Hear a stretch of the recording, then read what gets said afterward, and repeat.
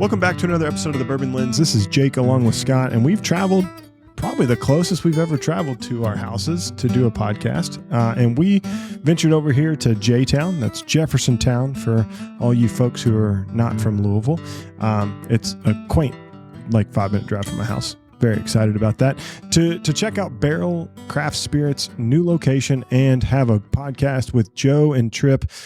They do everything as a family around here, so we're not going to get into titles and all that stuff, but they do a lot of whiskey stuff here. So Joe and Tripp, thanks for joining this episode of the Bourbon Lens. Thanks for having us. Hey, welcome. Good to see you guys. Did you have to change time zones to get here when you traveled? Yeah, I traveled. My time zone was, I looked at my watch and it only changed 5 minutes. We were good. I did pass it up. He did. Before I got here. I pulled in and then backed out, and then I was in the right spot the whole time. So fun fact, I have once bought furniture in their location. It wasn't when it was Barrell Craft Spirits, but I once bought furniture here. I cannot believe you're saying that. When we looked at the building, I said, I have been in here before. Oh, yeah. And it took me a while, but I realized it was the old Louisville furniture outlet, I think. Because I looked at that couch here when I first moved down. Yeah. So Looks a little different these days, though. I was going to say, it doesn't look like a furniture store anymore. no, it looks like a nice whiskey production facility. And I say whiskey production because, well, you may not be producing whiskey here. You're producing bottles of whiskey. So that's still a production, right? You're Oh, 100%. Yeah. This is definitely a production facility. Yeah. See, I wanted to make sure I got that right. For anybody who wants to come at me, Tripp agrees. This has been a long time coming. We've tried multiple whiskeys over the years, and I would be remiss if we didn't shout out Aaron from Robro. He has done a great job, from a PR standpoint for you all, and he's helped us set this up. So shout out to him. I don't think the PR people always get enough love. So we'll give him some love here on the podcast. But we're excited to be here. You all have a lot of new products out in market. You all have a lot of energy.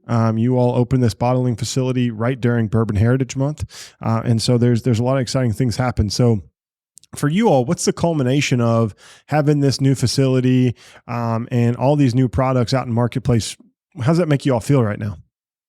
I think the great thing about the facility is it's, really been part of our belief system and our story along the way, because when we started 10 years ago, Joe and I talked about, like everybody else was doing at the time, just building a facility. And, our big plan was, we just need to focus on the products and, let's wait a little while until till the brand grows. And then when the time's right, we'll build the facility based on the needs of the brand. And so walking through this place it's a little surreal because it's been 10 years and we've gotten to the point where we were able to design and build this facility. And so actually being here is a big piece of our long-term plan. Mm. And what about for you, right? Tripp in the whiskey industry and you, kind of founding this, what's it like to kind of plant your flag? I know you have operations and you have a rick house and all that stuff, but have a flag where it says Barrell out on the front. What's that mean for you in particular? It's pretty amazing, and it is the culmination of a lot of years of. So we've always been based in Kentucky, but we were always part of another group or we bottled or blended in another facility. We've had our own facility for the last 6 years, I think it is. And we still have that. But we're slowly moving all the operations over here. But it's something really amazing to go to the rick house, stand there, look at the barrels, and then drive over here and see where the end product is. It's just satisfying. Yeah.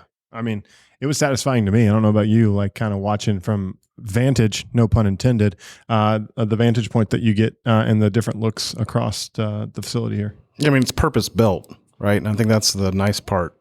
Everything has its place and it looks very efficient. Obviously, I'm not here every day watching it, but it looks like it's set up for efficiency. And that's what I think is pretty impressive. Mm-hmm. We spent months on the design. I think that we were in plan 40 or 50, something like that. I mean, literally, we moved things around constantly just to get it right. Because we were looking for it is purpose built and we're looking for the maximum efficiency of moving inputs in and outputs out. I mean, it's for sure. I mean, that's what the name of the game is, right? You got barrels, and how do you get them to the consumer, right? Like in the whiskey production perspective.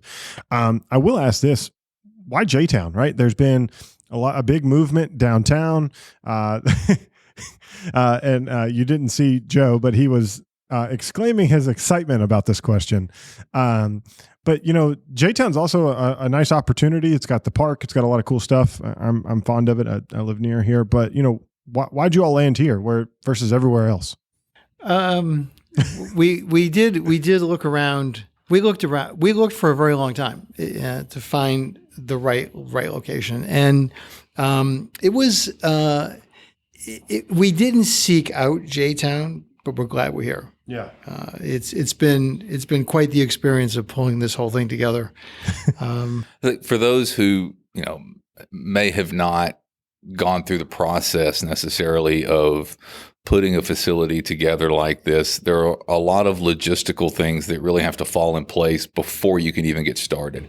So there's certain zoning requirements, distances between other buildings. So there's all these things that really have to play in your favor if you're even going to start the process. Yeah. And so knowing what all of those things were and having been through this before, we had an idea of what we were looking for before we started. And so we were looking around with all those key things in mind. And when we found this building, the zoning was already right. It had a lot of the inputs, at least at the street level, that we were going to need to bring to the building. The structure was already in place and sound. So there were a lot of the zoning pieces in place and a lot of costs that we were able to get away from by utilizing an existing structure. Let me give you a little color. We could spend the entire podcast telling you about things that went on in the 2 years of building this place. But from bringing in power and water, and I mean, there were 2 water lines into this place, but there was no record of any water coming in here.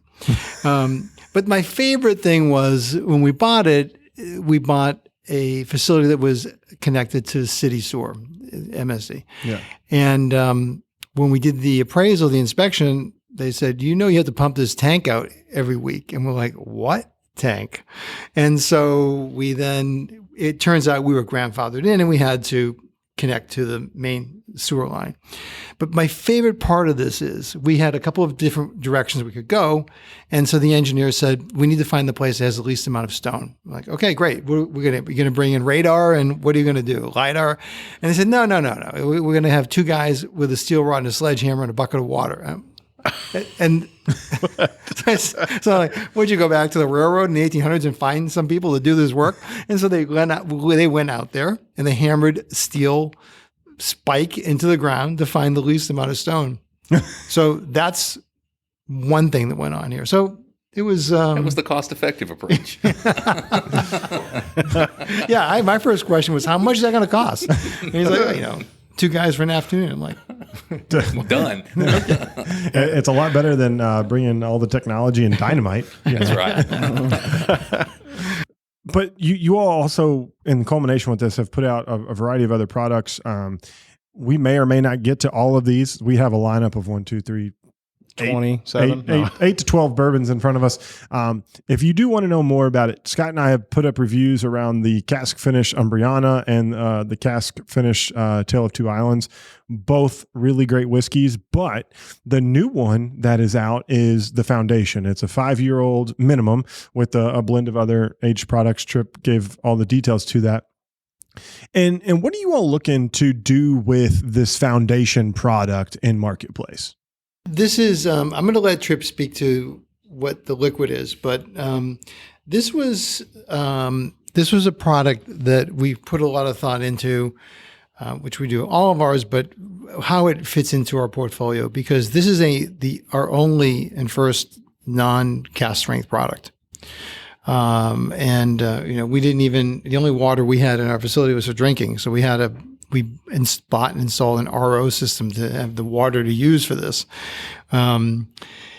In fact, it wasn't here on time, so we had to buy the water from our local water place and then have it shipped up to Cincinnati and have it turned into RO water and shipped back down. So the water in this particular release is extremely expensive water. You've got the most expensive water in the state, boys. It's the most expensive water you can imagine. Anyway, so what we were attempting to do here was to add a bourbon to our portfolio that is going to be available ongoing all the time, at 100 proof, so that it is something that you could drink on a regular basis.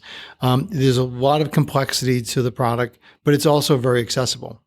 And we're putting it at about a $55 price point. And the reason for that is we all are whiskey consumers too, and we recognize our products are expensive, and when you buy something that you don't like, it's a tough thing. I mean, you probably won't go back to the brand. So we understand it's a big ask for people to try our products. And so we thought we would ease them into it with something that's a little more accessible in the price point and also really delicious. And then if you like that and you want to try something a little more complex, and a little bit, more concentrated in the cask strength, then we have plenty to choose from. So that was the thinking behind it. It's a very accessible whiskey. Tripp, why don't you talk about what's in it? And so when we started thinking about doing this product and talking about how we were going to approach this blend, we hadn't done anything but cask strength at this point. So we're used to packing in all of this flavor and all of this complexity at cask strength. And so anytime you dilute the liquid itself, you're diluting all of those flavors. And so working with those flavors in a dilute concentration and making it so that the overall blend was still very concentrated and complex was going to be a new feat for us. And so we started with some Kentucky, Indiana, and Tennessee bourbon between 5 and 6 years old to create a nice base. We layered in some 8 and 9 year old from Kentucky and Tennessee. And then we even used a little bit of Maryland that's 5 and 6 year old as well. That's so funny that you said Maryland. I feel like that name, that state, has popped up a lot more in blends lately. For me, I pay attention to these mash bills, so it's really interesting, the different states that have kind of got into whiskey production. Mm-hmm. I've also one we got recently was from Minnesota, and I was like, "Huh, all right, oh yeah, we'll see what that's about." But from my perspective, I sipped this right away. This was the first drink that we've had today, and I've not had it before, and I'm really impressed. Yeah, I mean it's not lacking in flavor. I mean, I drink 100 proof whiskey all the time, like that. So that's kind of my wheelhouse, and it's definitely like full of flavor. Yeah. We spend a lot of time. We taste a lot of products, and we taste it. By the way, we taste everything blind when we're doing it. So one of the first things we did was we grabbed a pretty large set of 100 proof products and just started tasting, just to see what the array of products are out there, and we did that intentionally to see where things lined up, and then we wanted to produce something that was set apart from that. So we moved, if you look at it just like on the chart, it was like they're all sort of centered around an area. We moved it to a side, away from where the core of the 100 proof products are. Yeah. I would say one thing that I think this has a big, bold nose. Sometimes 100 proof products, typically bottled in bond, are not, they're going to be, I'm not going to say diluted, but they are kind of at one note kind of, and they really kind of hum through. Corn? Yeah, corn, right? It's going to be a lot of sweetness. This has sweetness, but it also has layers on top of the sweetness. There's a lot of, vanilla, and there's some cinnamon, and there's some just good. I don't know. It's yummy. It sounds bad. I'm thinking like spice cake. Yeah, it is. It's got a whole spice rack, and I think when you're a bourbon drinker and a connoisseur and a consumer, you don't want one note. You want to be able to find multiple notes, and I get that throughout this sip. There's a lot of fruit notes in here, peach, cantaloupe kind of things. I find you all to have a fruitier whiskey. Like I was telling Tripp earlier before you joined us, Barrell Seagrass a whiskey that I go to from a gifting perspective. It's peach O's in a bottle. And who doesn't love peach O's? I have two favorite things in this world when I want cheap road trip candy. I want orange slices and I want peach O's. Like, that's it. And that gives me a happy place. It's not good for my blood sugar. I get that for all you health nuts out there, but I do a road trip like once a year. So, do you guys have cowtails down here? Yeah. The caramels with caramel with the white Hostess frosting in the middle. Oh, yeah. That's my go-to. Okay. I mean, yeah, that's one of my favorite candies. I always forget about that. But unfortunately, inflation, those used to be like 99 cents for a bag. Now they're like $2.99. So that's kind of a pain in the ass. Don't break the bank. Nah, hey. Not on your candy supply. Not on my candy supply. Gas prices have gone up enough for my candy supply to go down. So, I think this is a great way for people to engage. And I know we're not talking about Stellum today, but how does this differentiate from what you all tried to do with Stellum to have people be appreciative of what you all are doing for an everyday offering at an affordable price? So Stellum was our first product release. It was that we were looking at doing a cask strength release in the same price point.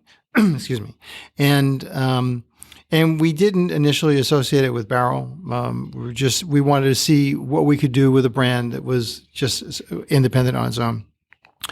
And we had very successful release with it, and it's in the market. We are still supporting it. What we're doing with Stellum, and these products are totally different. I mean, they're not. If you were to taste them side by side, they're not related really from a flavor profile in any way. But Stellum is going to move into more of our single barrel line. Okay. Because we can sell them at the right price point, and there is enough differentiation among the Stellum single barrels that we're happy in keeping that one where it is. But we wanted to bring the more accessible everyday bourbon into the barrel family. No, I love it. Like a great explanation. And, I mean, for $55, you're not going to do too bad with this one. And I feel like that's you said there's 8-year-old whiskey in this, right? I mean, like, come on now. And 9-year-old. So, I mean, like, that's like, you're not getting like gypped off where this is like, you turn around and it's like, oh, it's like 3 years age dated. They hid that from me. So it's definitely super interesting. And it's something that's a little bit different in today's world of let's just increase the price on everything and just keep going higher and higher and higher. Yeah. Because like what you just said, it's like we're trying to have an affordable option for those curious people. Which I think is super respectable, as opposed to just like, here's a $130 bottle of whiskey. You buy it or you don't. It's like, okay. And then finding cask strength level complexity and flavor at 100 proof product is something that you don't see every day on the shelf either. And for those who are undoubtedly curious, with all the bourbons that we used in here, we have started putting the derived mash bill on the label as well. And so this one ends up at 73% corn, 23% rye, and 4% malted barley. I was going to say there's that malted barley that kind of shows up on the very end of this. Like there's like a little chocolate that is really kind of desserty, that I just took a sip of, like my last little sip of that. And I was like, man, it rounds out. Like it's like there was a chocolate drizzle on there somewhere. I relate everything to food. It's bad. It makes me hungry. You got a sweet tooth. Funny enough, I don't typically, but when it comes to whiskey, it makes me want to eat sweet things, but then I go eat like chicken. Exciting. Yeah, chicken and rice. Yeah, that's what I had for lunch, baby. So, I mean, one thing just to clarify, Tripp, the derived mash bill is determined by, we take all of the barrels, and we look at all the different mash bills of all the different barrels. And then we look at the percentage of each of those barrel mash bills in there, and then derive the total from the different mash bills and total alcohol volume in there. Yeah. So now the question is, we got a lot of whiskey in front of us. We could go a lot of different ways. We have the 10th anniversary that's looking at us. We got the new year. I'll say that 10 times fast in front of us. So guide us on this tasting here that we'll experience for our next pour. I would do New Year, and then do we have batch 35 here? Yeah, 35's in here too. Yeah, I think we should. Let's do New Year next. All right. So we're going to take a station identification.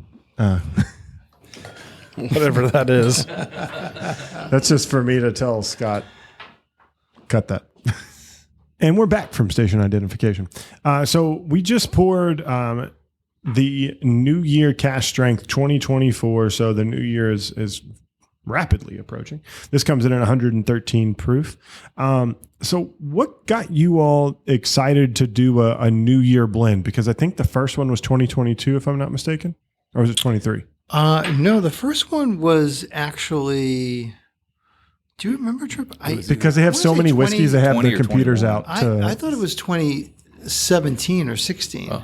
Oh, did we go that far back? Yeah. Okay. Well, obviously, I Yeah, have we should not probably been paying find attention. somebody who knows the answer to that question. Can we phone a friend? I need the phone. They've been doing it for a Poll few the years. audience? Yeah. So they've been doing New Year's for a while. I guess the first time I saw it was like a couple I still years can't ago. believe we've been doing this for 10 years. So Yeah. So, why did you all want to come up with the New Year blend? Just to like kind of set the stake in the ground to move forward, or was it just for fun? It really started. I know it doesn't look like it, but we're very disciplined in what we do here. And we whiteboard concepts, and then we think about what it is we want to achieve with each batch or release, and then once we go down that path, we start developing the flavors to achieve that. And it could be 30, it could be 100 different blending combinations to get there. So there was one year it was the year we started. It was, you know what?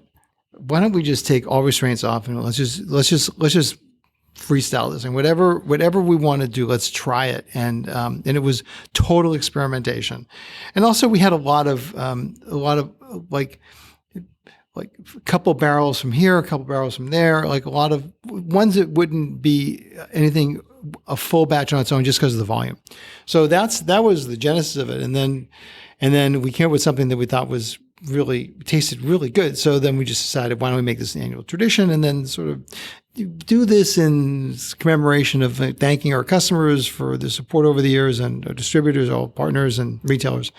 And it was just sort of dedicated to them. That's how it came about.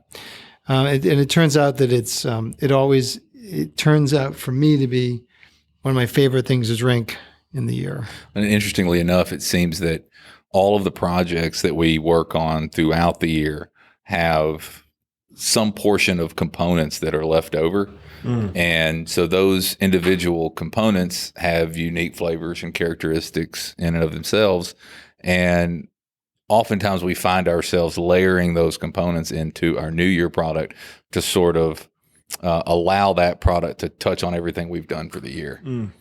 That's, and it's interesting because we were talking before in our processing area, we have this 50 or 60 steel totes, 275 or 550 gallons. And what's in those are a lot of components that we use in our blends. And a component could be, just 10 barrels of one mash bill or two mash bills that we really like together. And so we have that as like a little ingredient that we can use when we're doing a blend.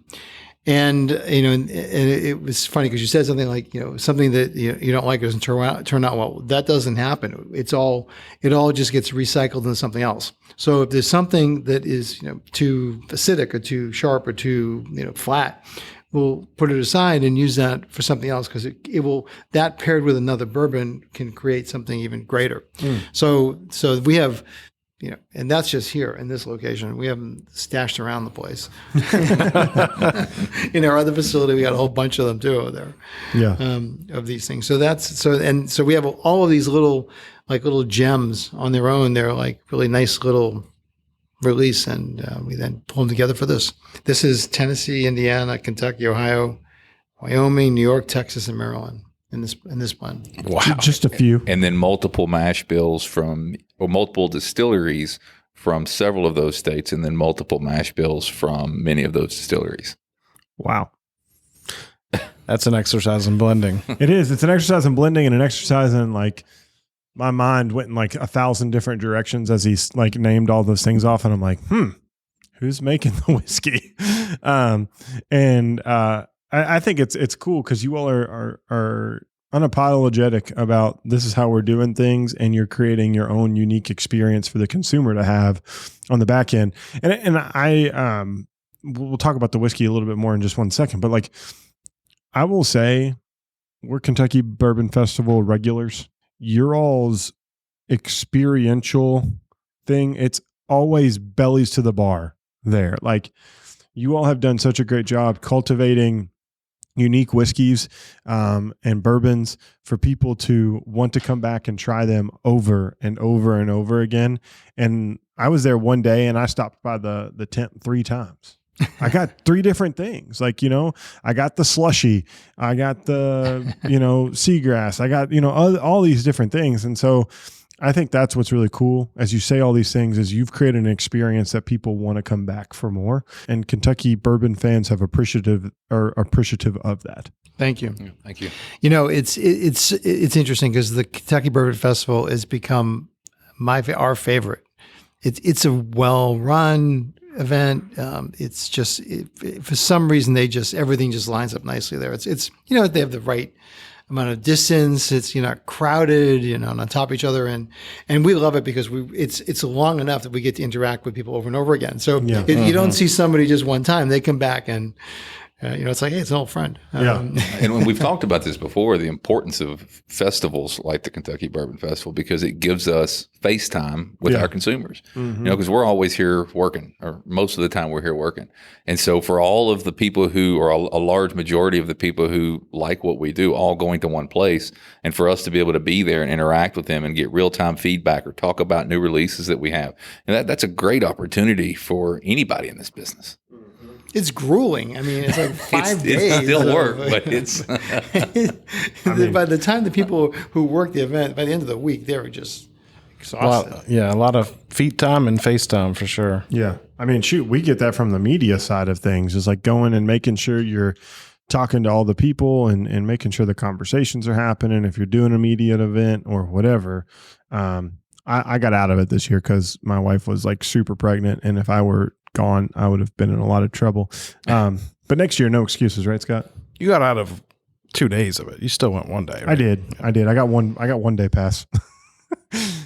But so I just wanted to share that with you because it is like, as you talk about the multiple mash bills, I think it's creating the experience that so many times we hear time and time again. Well, somebody just made up Grandpappy's story and slapped a label on it, and it's Indiana. Like, yeah.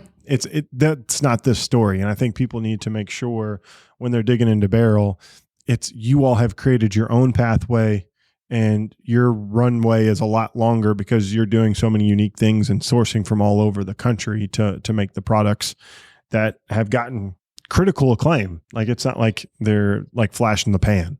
Thank you. We really appreciate that. Just to clarify, there are no family recipes that either one of us found in the attic here, or it's this one, right, from Wyoming and we didn't find any New York.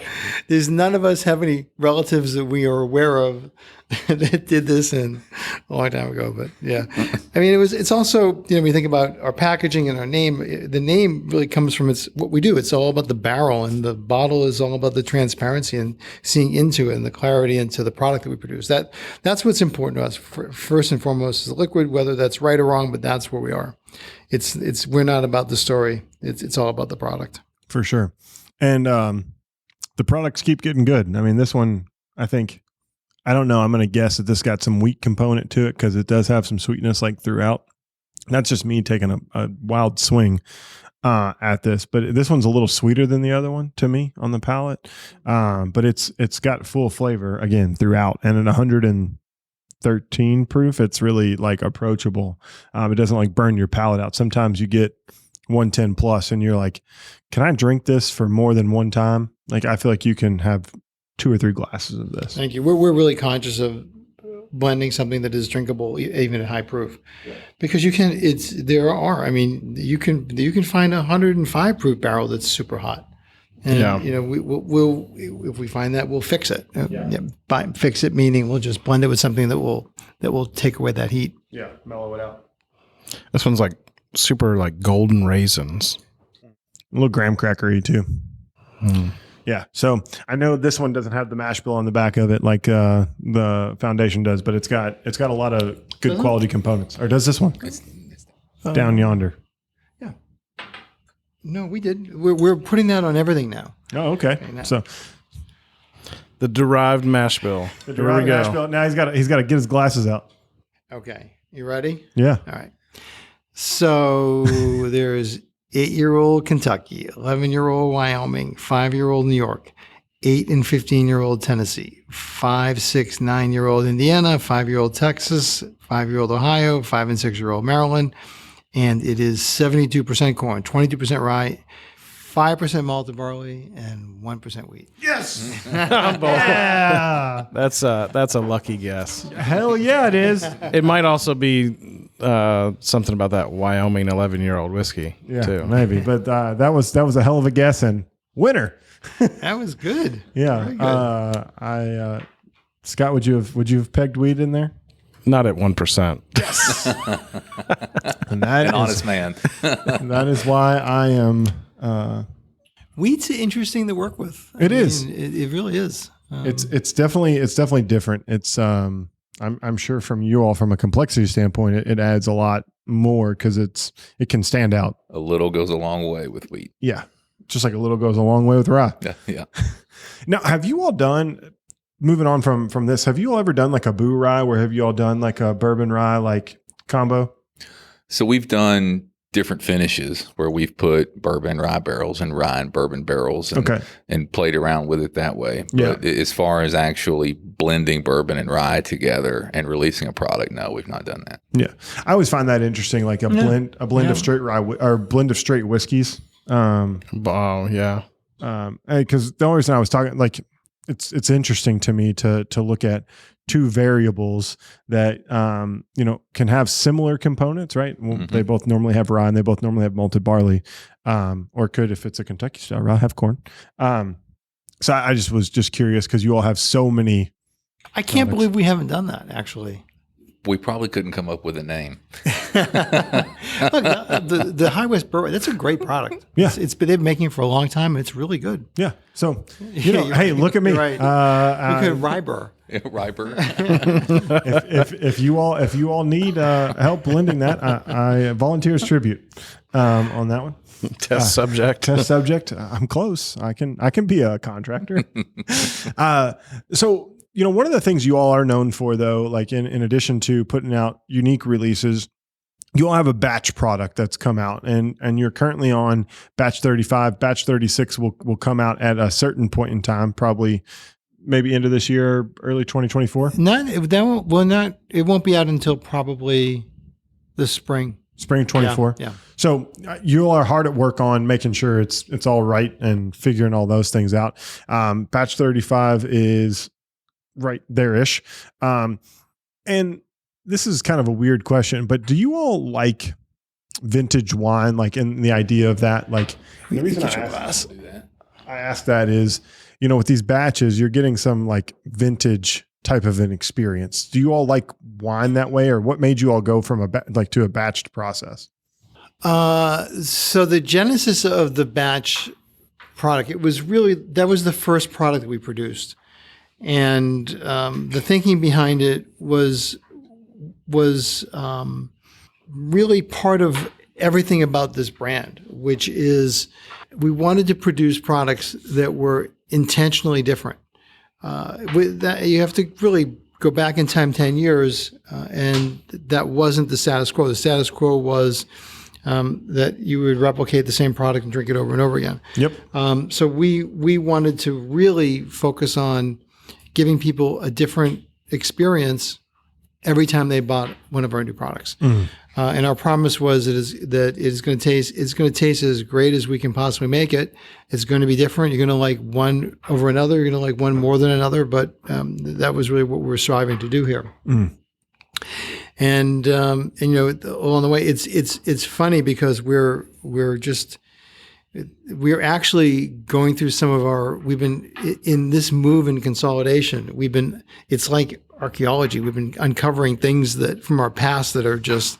I opened a box the other day of something that I had tried that we were going to buy a few years ago. No, actually, like 9 years ago.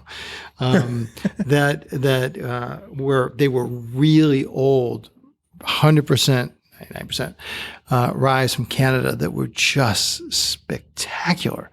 And it was, and they're really hard to find. You can't find those things now, but just seeing all the different things we've done over the years has been really interesting. And so as part of that, we unearthed some of our older batches, and we keep some retains as we have to, and then we keep a couple extras. So we will on a limited basis make a couple bottles here. They're available to people as we uncover them. as they dig through all the boxes, the relics. So for you, Tripp, when you're putting together and the team's putting together these batches, what's it like to go through an iteration to iteration? Like, is it hard to make sure you don't create the same whiskey over and over again? It's funny you say that, because there's a couple of different perspectives when you approach blending something like this. And if you go back a little before we actually get the whiskey, and somebody's actually gone through the fermentation process and run a still and gone through maturation and created this whiskey, and when distilleries go through that process, beginning with yeast and grain and water, and they mill and mash and go through a fermentation and distillation, and then they put the barrels in the rick house. Before we ever get that, what we're hoping for is that distillery has gone through that process the absolute best way that they can to create the most consistent product that they can create, regardless of what is in the barrel, whether it's a linear product or whether it's a complex product, that it is the most consistent thing that they can produce. And when you think about using the same yeast and the same grain and the same grain milling size, and all the way through the process, once you have it down and you know what you're doing, you would think, hey, this is really straightforward. This is really simple to just do this the same way every single time. And even that's incredibly difficult. Fast forward to when Barrell gets products, when we buy barrels that we're going to put into a blend, especially focused on our batches, we're literally starting from square one every single time. Yeah. With the main metric being that we don't want it to be like the last one. Where on the foresight of creating whiskey, people in the distillery business are trying to create the same thing every time. We are going in with the one metric that we don't want to do is make it the same way we made it the time before. The only thing we want to be consistent is the quality of the whiskey that we put in the bottle. So when we begin approaching that, it can be a little bit daunting to say that we don't know exactly where this is going to go. However, we do know where we don't want it to go, and that's what we did last time. Yeah. So we can create a base blend that intentionally moves in a different direction to sort of set the stage with how we want the batch to begin to take shape. And once we get that base understanding of the direction the batch is going, then it becomes a similar approach to everything else we blend, and it's filling in gaps. It's what's missing, what complements, where can we go to find these different flavors, and then everything gets built up. The complexity gets built up stepwise, filling in gaps. Yeah, so I think that's a great way to say it, because I would be scared 35 batches in, not replicating the same thing over and over again, because I know my flavor profile that I would want to go to. So that speaks to the blending team. There's no master blender here. So what is that process for people that are on the outside looking in? What's that process for you all from a sensory perspective to create these batches? I think what's important about the way we put these batches together is the fact that we all are a little hypersensitive to different flavors. We all like and dislike a few different types of flavors.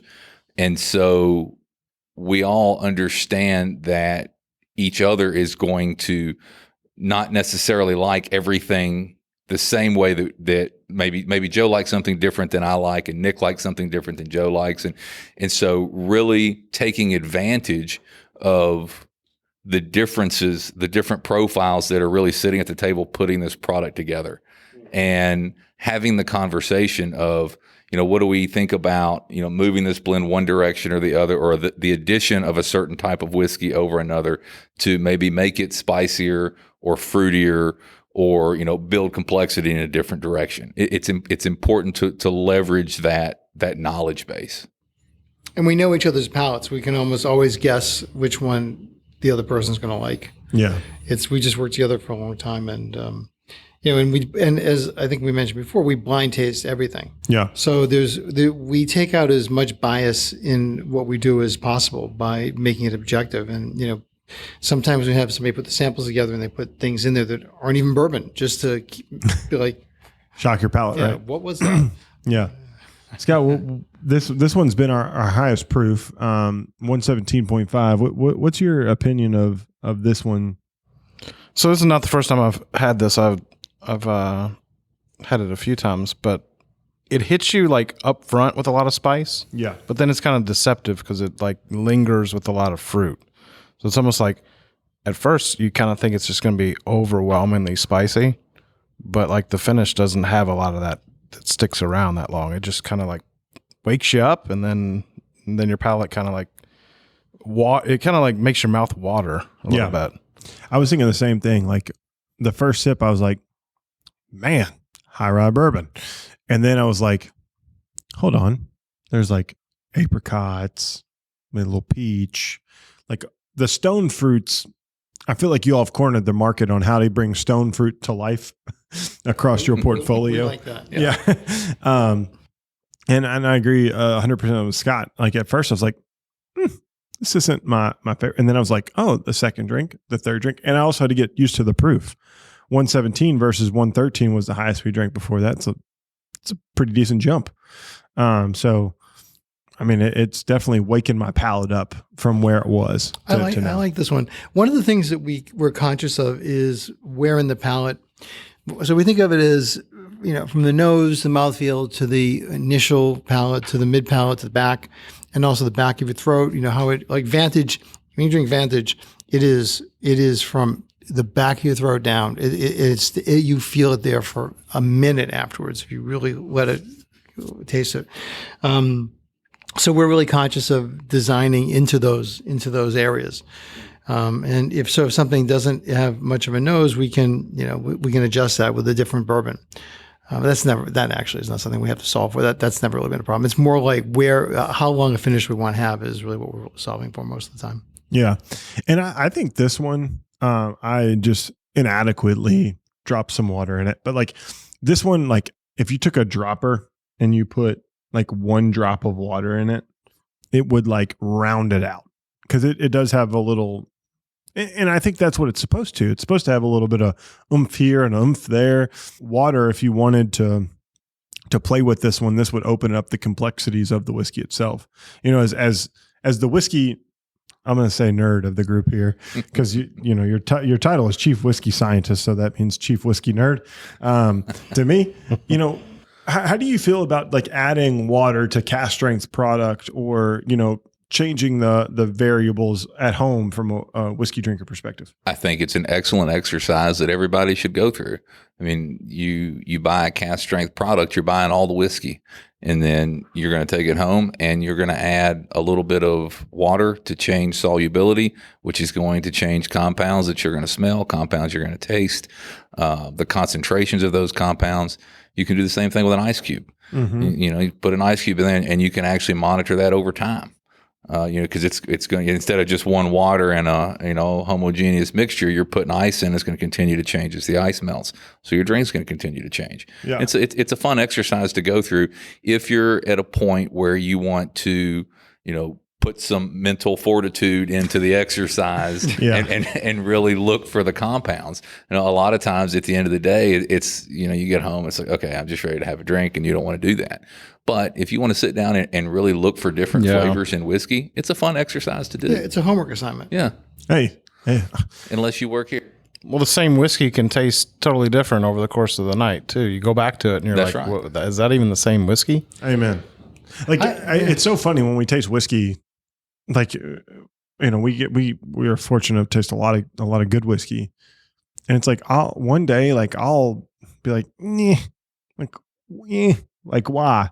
And then like I'll pick it up and then I'll have had something beforehand that like elevates that taste profile. And I'm like, this is really, really good. Like, I think a lot of people don't realize what you eat, what you consume throughout the day. Did you brush your teeth? Like all those things that will change the way you drink your whiskey and experience your whiskey. And now I do recommend from a hygiene perspective, brush your teeth. Like this one, Just not close in time. Just close in time to drinking whiskey.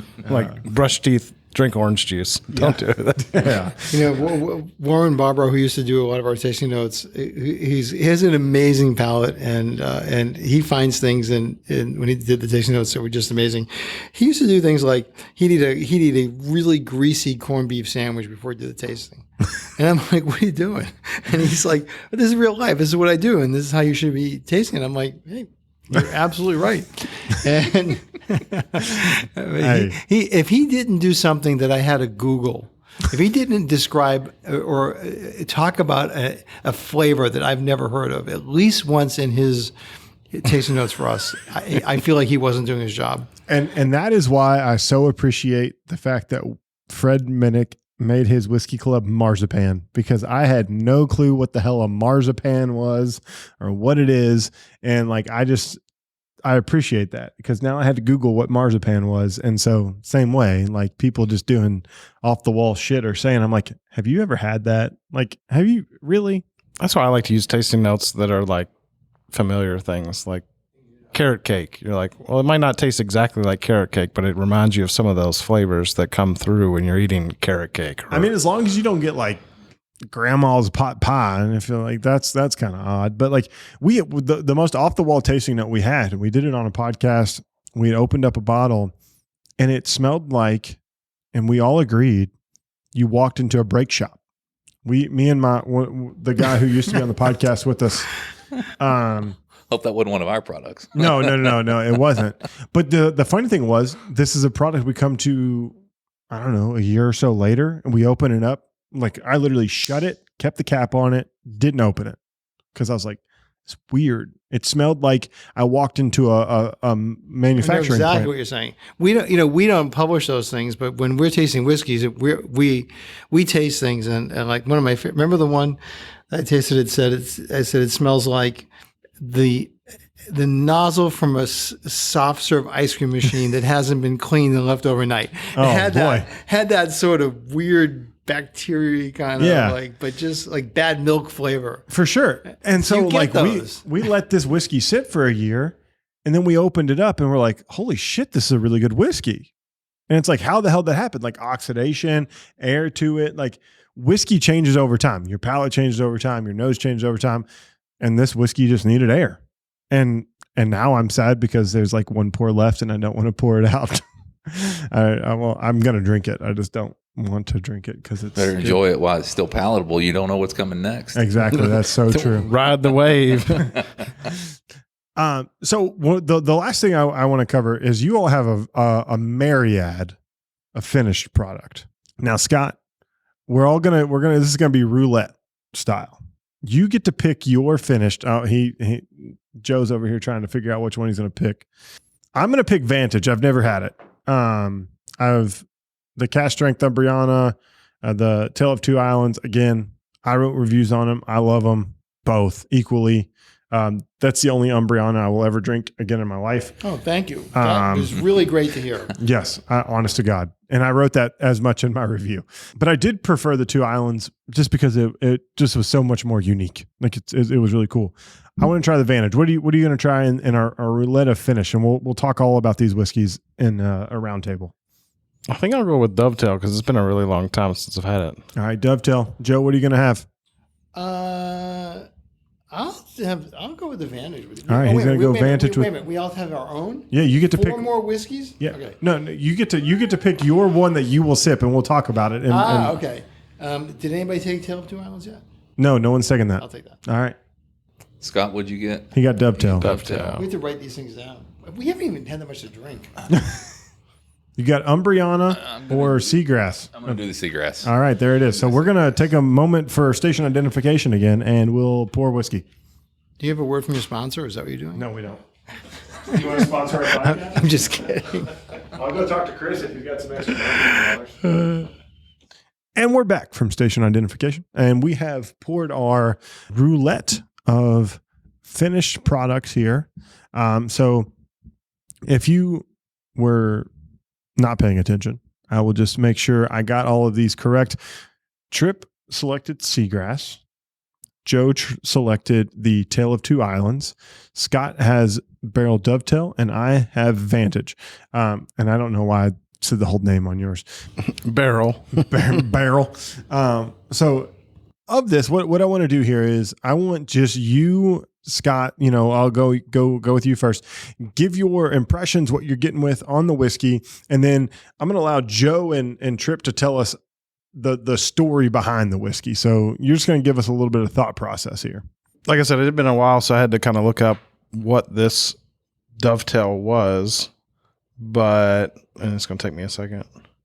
It's rum, red wine, and port. Is that, am I right on there? Yeah. Rum, port, and Dun Vineyard Cabernet casks. Yeah. So like what I was kind of expecting was like red fruits, a little bit of like chocolate, and the chocolate definitely like carries through, but I also get like a little like fragrant, like fresh leather like nose. It's pretty layered. I obviously will edit some of the sniffs out.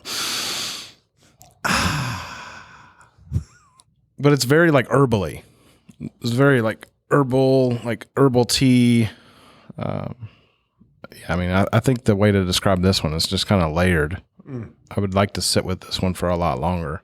He's going to sit with it. So, Tripp, you are our whiskey scientist. Tell us a little bit more about the details on Dovetail and what makes it unique in the marketplace. Well, it's I think first and foremost, being able to take 3 different types of barrels with multiple types of whiskeys, finish them individually, and then blend all of that back together so that you have these different types of whiskeys and 3 finished casks all in one bottle with the amount of flavor and concentration in Dovetail is pretty amazing to me. But focusing on like the mouthfeel in Dovetail, the way it coats the tongue. So you're going to get that sweetness from the rum, that oiliness from the high ester rum that came out of those barrels is going to help lay that flavor across your tongue. The port and the Dun Vineyard Cabernet barrels, you're going to get those fruity notes that you would typically get from those wines. So this is one that it's been out for a while. This is a core lineup product, correct? Correct. Yeah. So if you've not seen this, make sure you're asking your local retailer for this if you've not seen it. But it's out there, and this was first or second time? Second time, but it's been a long time since I've had this one. Yeah, first time, long time, right? Yes. Makes a great old fashioned too. Oh, see, I think that's what's super unique about this is you could probably play with this one a lot. And the price point on this one's somewhere in that $80 price range. It's $89. Yeah. So, and that's Seagrass is around the same price, and so is Vantage. Yes. Yep. All the same. And then what about the new Umbriana and the Tale of Two Islands? Same. Similar. Yeah, Okay. all So line price. that cash strength or the finished portfolio is right around $90. It makes it easier for us. Yeah. No kidding. We can't remember the mash bill, so we have to remember we have to at least be able to remember the prices. There you go. So I'll go next. So I have the Vantage, which is a blend of straight bourbon whiskeys finished in Mizunara, French, and toasted American oak. 114 proof. First time I had it. So off the nose, raisin, peach. This is kind of, part of what I get. A little bit of astringency, which is not a bad thing. Just there. Spicy on the nose, because I think that's a lot of the barrel influence, especially coming from French. And this is going to be my first sip. Here we go. I feel like Dave Portnoy. One bite. Everybody knows the rules. So with this one, I definitely get some of the Mizunara characteristics. It's a little more fruity, balanced by the bouquet of French oak. and then the toasted American oak kind of give you the like marshmallowy kind of notes. So it's kind of rounded. It takes you on a trip, so you get more like that grapey raisin type notes, and then you go into the bouquet of flowers, and then it kind of the back end is mellows out with that sweetness of marshmallow. So this is fun because it gives you a different like experience from an oak process, and I think that's what's super interesting about this, because people probably aren't doing multiple oak finishes together. And Scott hates French oak. Hate's a strong word. Dislikes. It's not my favorite. Yeah. I like it. I like that bouquet. I think it's good. It's fragrant. It serves its place and everything. Speaking of cocktails, I hate them. This would make a great Manhattan. Makes a good old fashioned too. Yeah. But like, I think this would stand up against vermouth. Like, it would be like one of those things that could stand up, and this would make this a palatable, or a Boulevardier. That would make that palatable for me. So we'll keep going around the room here. Tripp, you have one of my personal favorite barrel products in Seagrass. What makes this unique? I won't let you don't have to do all the tasting notes and stuff that we just did, but what makes this unique overall as someone who creates this probably pretty regularly? So this started out kind of funny. We were in the lab one day, and Joe comes in and pokes his head in the lab and says, "Hey, the next product is Seagrass. We need something to put in the bottle," and leaves. I was like, "What am I supposed to do with that?" It's the only product we have had a name for first. Because we talk about how hard it is to name these things, and so I get this 15-second, "Hey, by the way, Seagrass is the next product. Find something to put in the bottle."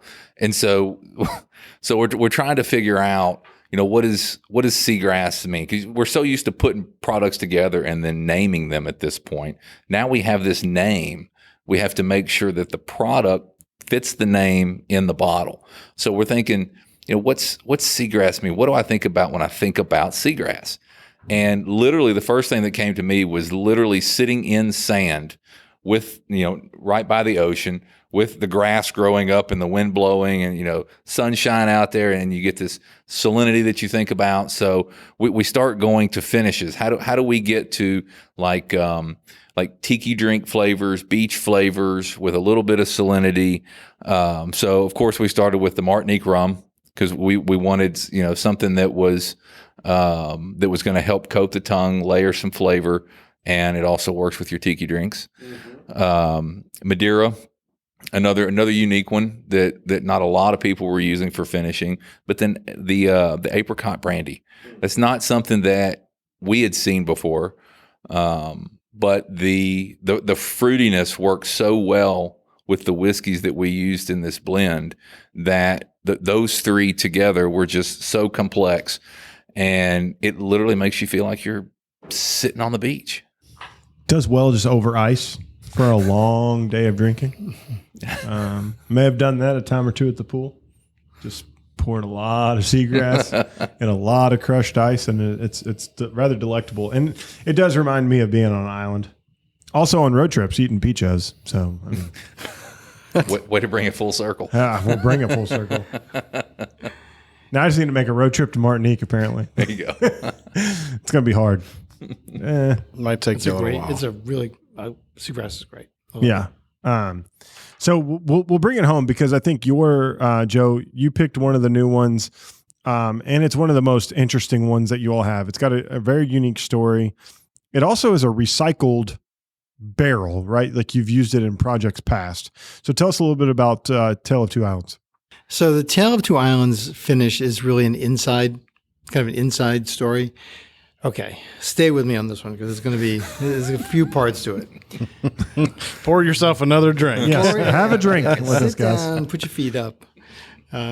So we, many years ago, we did a rum product, a Jamaican rum product, which was a super high ester aged Jamaican rum. It was fat and delicious, and rubber tire, petroleum, all of those really, dense flavors. So we brought the rum in. We immediately put it in some ex-bourbon barrels just to get it out of the leaky things that they came in, so we would actually have some. And so we did the bottling, and then we reserved a chunk of those barrels because we just thought it was so good. And then so that was the rum batch 1. Put aside some of that rum, and we started whiteboarding out different finishes. So let's come up with, this is so interesting. Let's come up with whatever we can on this. And so we actually came up with about what are the most ridiculous finishes we can come up with. We came up with about 50, and then there were about 20 that we actually tried. We just sort of like, what can we do with these things? We just sort of experimenting around, and there are a lot of bad ideas, but the most amazing thing about that process for us was, hands down, the Isla cask finish was just such a winner. It just was incredible contrast. So we then got Isla barrels, which are ex-bourbon barrels, and went from Kentucky to Scotland. The Scotch was in it, and the Scotch barrels came back here. So we put the rum in the Isla barrel. So that was, we released a product called Tale of Two Islands. That was a rum product. Okay, so that's the second part of this journey. So the third part of it is we kept those barrels, and we put bourbon in the Tale of Two Islands barrels, which, just to recap, were bourbon barrels that went from Kentucky to Scotland. Isla Scotch from Isla was in those barrels, rested. Then those barrels, after they were done in Scotland, came back to Kentucky. We put rum in them. We finished with the rum. We then put bourbon back in those barrels. So this finish is from a Tale of Two Islands finish. I just love everything about this product. It is just, it's one of my favorite finish things we've done, because all of those notes come through. I'm going to pour me a little bit of this. I mean, Sold. It's excellent. So we can get that across in a shelf talker? Yeah. So, I mean, I think at the end of the day, I tasted the Umbriana in the Tale of Two Islands blonde. This will be probably my finished whiskey of the year. If I were to say right this second, I have to try it against one other one, but I would say, this one stands up, and then that goes into my personal overall rankings of the year, and it'll be right up there. If you like Scotch, if you like bourbon, if you like a little bit of maple syrup notes from rum, like, this one's it. Like, it's got all of it. And I think that's the fun thing about this whiskey is it goes from the base spirit, and then you get the barrel influence of both. And I think that's what's really cool. I also had to pour seagrass because I love it. So, So one of the last thing I want to ask you all is, you have your regular lineups, right, that are available, all right around under $100. But then you have your elevated product line, the gray label, the yellow labels. And what are you all trying to do with those products in particular that differs from your normal lineup? Those were, we started out with a gray label bourbon, and then we added the gold label, the yellow one, the gold label products. The idea was we had a number of more rare casks that had very concentrated and interesting flavors.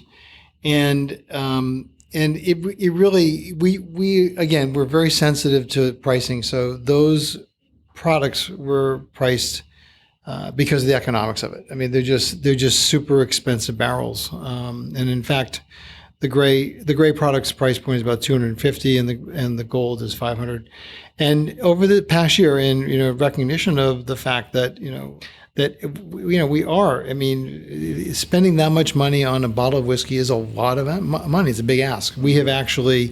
We've cut our prices to make them even more accessible to people. So, we're conscious of that and what's going on, and so we're trying to make it so that everybody can try them. And so think of them as an elevated experience of our line. The bourbon will be slightly more concentrated. You'll get older product in there. You'll just taste different and deeper. And if you think about something like our gray label seagrass, what's in there is you take your seagrass experience and then magnify that, and that's what we set out to do. So you'll get all of the elements of the finishes that happen with the regular seagrass, but just in a more concentrated fashion. And it's due to the older, more rare barrels, and they're different. We had a lot of fun blending these because we were blending to a very specific profile. So there were two dimensions that we're working from. One was kind of elevate the experience, but also put it right smack in the wheelhouse of the product we already blended. So it was a pretty interesting challenge. And then we upped the game with the gold, which was even harder. So big brother and then bigger brother. Yeah, there's a lot of labor went into these. Labor of love. Labor of love. So Scott, we've drank a lot of whiskey today, and we've heard a lot of great stories. Do you have any other questions for Joe or Tripp? No, I just think this has been a lot of fun. I've enjoyed Barrell several times over the years we've done this, and to hear it from you guys directly, it's been very, very fun. Yeah, definitely. Thank you so much. We're really happy to have you guys here. Yeah. It was really a fun afternoon. Yeah, thanks for coming out. Yeah. No, we truly appreciate it. And if you all want to know more about Barrell, where can they find out more about Barrell Craft Spirits? Our website, barrelbourbon.com, barrelcraftspirits.com, either one gets you there.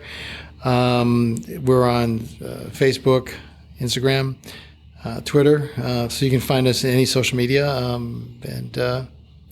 check out the site. There's tons of information in there. Everything more than you ever wanted to know about our products are there.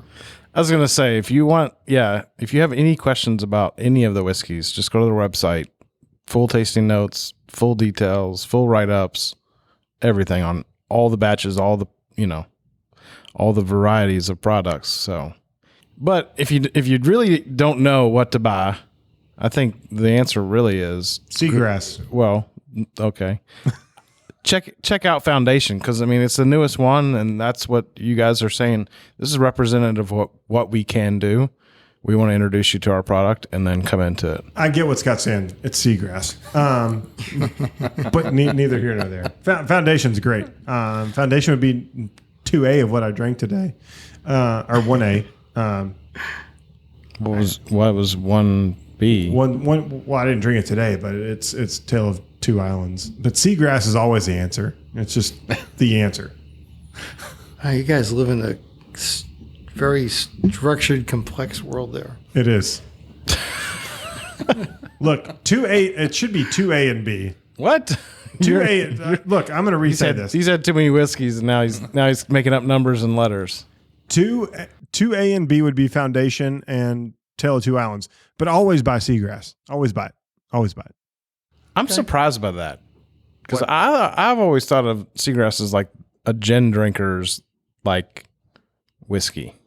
Yeah, like it's got many layers of like botanical and fruity flavors, but it's in the form of a whiskey, which is just wildly interesting. I love gin, that's when it never. Wow, I never even thought of that. Yeah, well, buy seagrass. If you want a gin drinker, I'm not, but he is. But buy seagrass. Yeah, if you want a wave of flavor, seagrass. Yeah, like at the beach. Yes, as Tripp said, he saw some grass. I'm there. I'm right now. He's there. That's where I am. Tripp's on vacation right now. We're in the conference room, and Tripp's on vacation. But no, Tripp, Joe, we truly appreciate you all having us out here. Great location. Now, can people come here and buy whiskey? Yes, we're open every day from 10 to 4, I think it is. If you want to stop by and see what we have out there, eventually we'll do some level of tour here. Maybe we'll do some tasting workshops. But right now we're just trying to figure out how to work the thermostats. I will agree. It did get a little toasty in here as we sipped more whiskey. So I appreciate that, Joe. That happens naturally, though. It's 74 in here. It's 80 outside. Trust me, it's warm in here. We go through many time zones and temperature change and climate zones in this building. It's really interesting. Well, such is Kentucky. Yep. Yeah. I describe it to people who don't live here as the summertime is like being on the moon. Because if you step out into the sun, it's like 1,000 degrees. And if you're in the shade, it's like minus 50. It's just kind of unusual. Where are you originally from? I grew up in Boston, lived a lot in New York, most of my life in New York, and I've been here for 5 years full time, 10 years part time. Okay, and you're from Chattanooga, right? Yeah, I grew up in Tennessee, so not too far from home. No, so you get this. Yeah. Oh yeah. Yeah. This is strange. The heat here is. It's amazing. Yeah, but you know get what? used The to. people are really nice here. People are nice. The whiskey's pretty good too. Whiskey's excellent. People are pretty good. People are nice. You just got to learn how to drive. That's all. Oh, we don't know how to drive here. But you know what? No one knows how to drive anywhere. I think that's really true. Having traveled the United States, we are a federation. This is a federation. The best driver. We're a group of states of people who don't know how to drive. Yeah, no kidding. Federation. Yeah. Hey, I tell you what, though, you go to Europe one time and you'll learn how to drive real quick. That's you use right. your horn as a delicate use of getting into places and not as a big FU to everybody. I feel like they designed the horns here differently, though, because it's not like a light press does anything different than a hard press. It makes the same damn noise. They understand that the left lane is to pass. the length. Yes, that's true. That's the passing lane, the left lane. That's true. It's not the go slow pulling a trailer lane. I will tell you, the Europeans, you may feel like you've had one too many when you're driving with them, but damn, do they know to get from A to B in an efficient manner. I think there's a lot less care for their cars as well. They don't care. And they're a little smaller too. Their cars are a lot smaller. Even their SUVs are smaller. But anywho, we digress way out of the realm. But we did go to Isla. That's it. That's Exactly. right. So we did it. Thanks, everybody, for listening to this episode of the Bourbon Lens. We truly appreciate it. If you want to know more about Bourbon Lens, go over to Instagram, X, and Facebook at Bourbon Lens. If you want to join our growing Patreon community, go over to patreon.com/Bourbon Lens. We'd love to have you there. We have an eventful Discord and great camaraderie. That's a hard word right now. And last but not least, make sure you go to your favorite podcast listening app and smash the subscribe button. Scott and I would greatly appreciate it. And until next time, cheers. Cheers. Cheers.